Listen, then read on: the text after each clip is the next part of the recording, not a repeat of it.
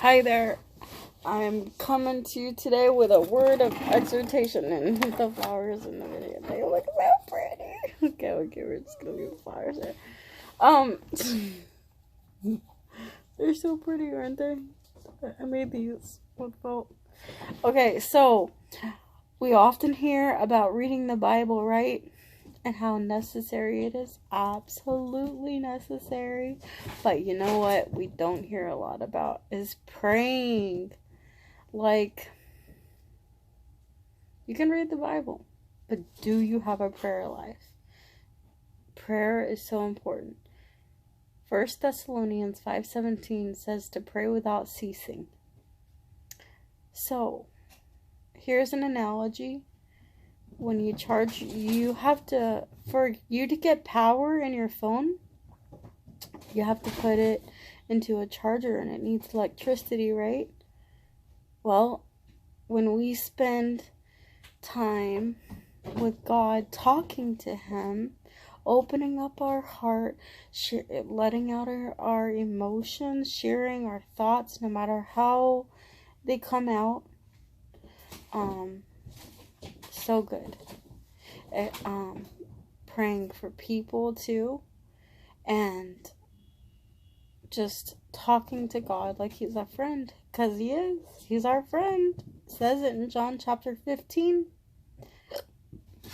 And then when we do that, He recharges our phone, just like you get charged on your phone. Did I say He recharges our phone? He recharges our soul. Like, He refreshes us in the soul. He, does something that you cannot see. But I tell you, when sometimes in my walk, I'll get wonky in my prayer life. Lately, I've been noticing that happening. But it's a battle. And I'm like, you know what? No, I want to be closer to God. I feel distant. I want to be closer. I want to hear from Him better. I want to have more wisdom. I want to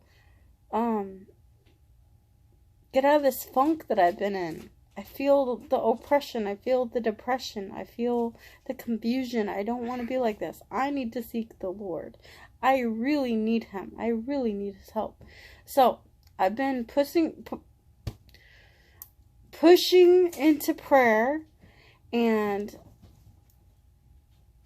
wow, the difference it makes. I can He's amazing. I just want to pray more and more and more,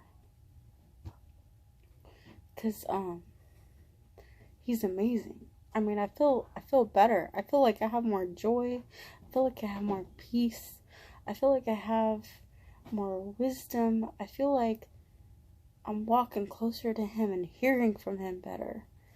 And I'm also starting to think feel like He's starting to use me more again on my YouTube, which is great, because I love when I feel like God is pouring out of me into other people, ministering on YouTube. Love that.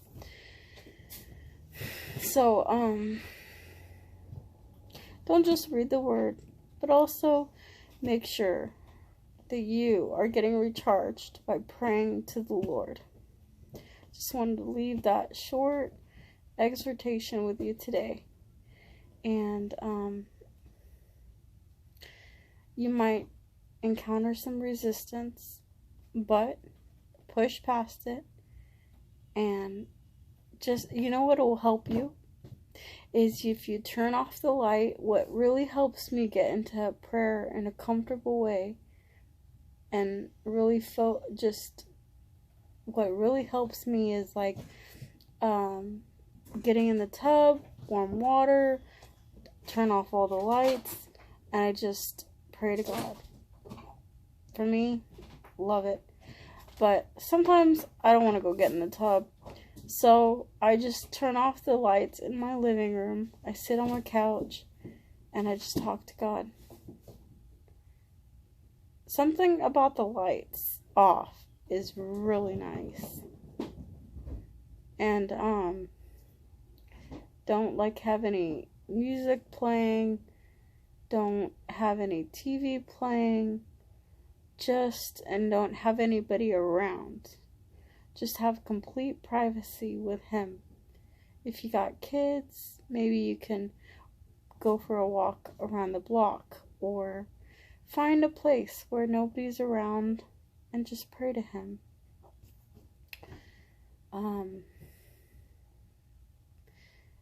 Don't make sure you're not going to people as your number one outlet to help you with issues in your soul. Like, don't go to a therapist primarily to fix you. Don't, no matter who it is, your mom, your dad, your friend, your best friend, make Jesus your best friend. Make Jesus your number one counselor. Isaiah 9:6 says he's our counselor. John chapter 15 says he's our friend. Make him your number one friend and your number one counselor. And then people are secondary. Make sure that you don't have idolatry in your heart, or you're leaning on other people more than you're leaning on him. Because they're fallible and imperfect. Don't highly esteem men, because men are imperfect. Highly esteem God. Go to him. He can fix you and restore you better in your soul, and comfort you and help you through emotional stuff better than anybody. And he'll give you better wisdom than any counselor.